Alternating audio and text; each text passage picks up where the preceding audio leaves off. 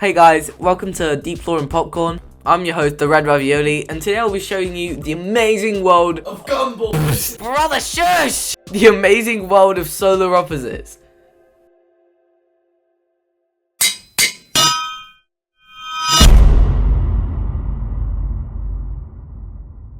Between the long-ass waits between Rick and Morty seasons, fans of the show have been left hungry for more weird, hilarious and chaotic animated goodness. Fortunately, many of them stumbled upon Solar Opposites, a show that scratches that bizarre sci-fi itch while offering something fresh. But how does it compare to the interdimensional insanity of Rick and Morty? Let's dive into it. Solar Opposites. It's an animated TV show co-created by Justin Roiland and Mike McMahon. It first premiered on May 8th, 2020 and has been a wild ride ever since. While it doesn't hit quite the cultural phenomenon status of Rick and Morty, it has carved out its own niche, mixing absurd humour, dark satire, and surprisingly heartfelt moments. The story centres on a team of alien scientists from the planet Schlorp, who crash land on Earth. They're trying to repair the ship and leave, but in the meantime, they reluctantly integrate into human society, causing chaos wherever they go. So, our main characters include Corvo, the grumpy leader, Terry, his cheerful and clueless counterpart, and Yumulak and Jesse, the kids of the team, called replicants for some lore reasons that they were grown from trees or some shit, who are constantly getting into weird mischiefs. And let's not forget the Pupa, a seemingly cute alien blob that's destined to terraform Earth and kill everyone on it when it reaches maturity, which is what the grand finale of the show will be about when it eventually comes out.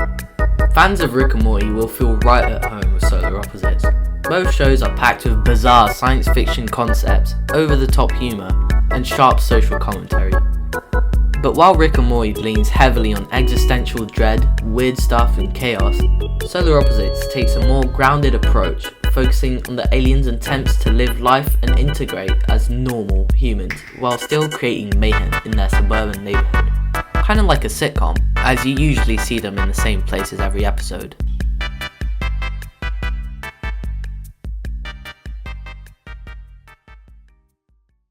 The biggest difference to me is in tone. Solar Opposites leans more into its sitcom structure and as an ensemble cast that shares the spotlight.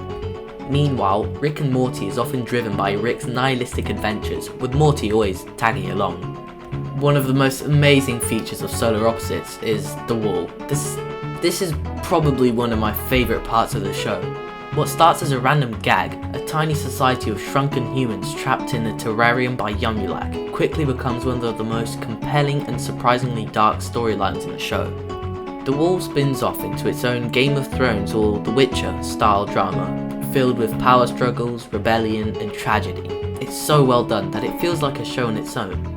There are many compilations of the entire show, but only including the scenes featuring the wall. I'm going to put a link to one of these in the description of the video for you to check out. And while you're down there, consider subscribing. It truly helps me out a ton. And thank you for watching this far, and back to the video.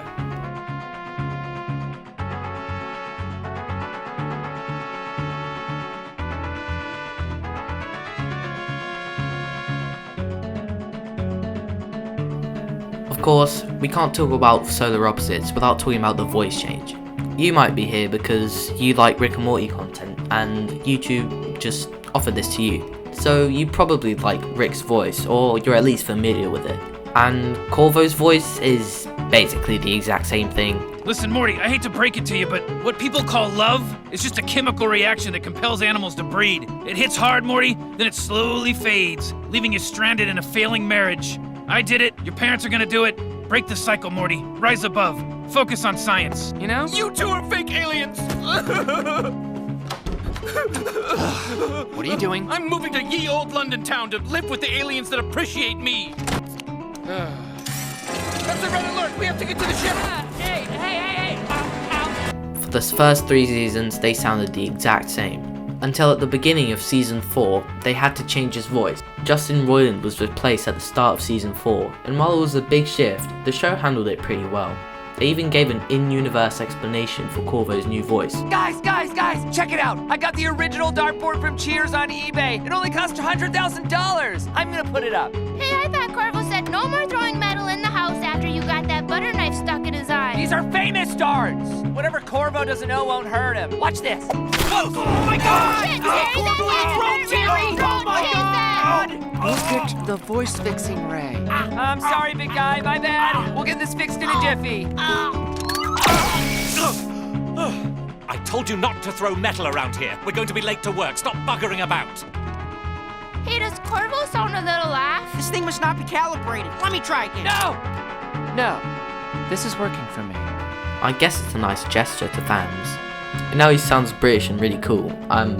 Honestly, I'm a fan of the new voice. It still fits the character and keeps the show's humour intact. And there's Yum-Yalak. Holy shit. Look at this fucking loser. The only thing worse than Yum-Yalak's ugly hat is his piece of shit personality. Oh, is that a bucket hat? More like a bucket of who gives a fuck. Oh, you are seriously the ugliest, stupidest, most hateable little shit. You wear hats because you want so badly to be human, but you still will never be one because you don't have a mom. Oh, busted. Here's your slop. Someone want to roast me so I can eat? And I know some people have some problems with it, but what are you gonna do? Now he's being voiced by Dan Stevens and it's really cool. What sets Solar Opposites apart is its balance of absurdity and heart. Sure, there are plenty of gross out gags and ridiculous sci-fi inventions, but that's also the point of it all. It's an absurd comedy, but the characters' relationships still feel genuine and wholesome. Terry and Corvo's dynamic, one grumpy, one overly optimistic, creates some of the best comedic moments. And Yum-Yalak and Jesse's interactions with the humans they've captured, or their schoolmates, are hilariously awkward. At its core, the show is about outsiders trying to fit in, a theme that resonates in both comedic and provoking ways, to everyone. With 5 seasons under its belt already, and a 6th on the way, Solar Opposites shows no signs of slowing down.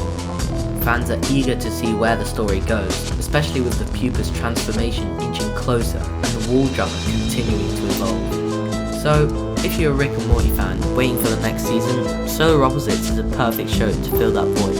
It's weird, it's funny, and it's got just enough heart to keep you hooked. Whether it's Corvo's endless rants, the wall's gripping drama, or the pupa's unpredictable antics, this show has something for everyone. So, give it a watch and let me know in the comments. Do you prefer Rick and Morty or Solar Opposites?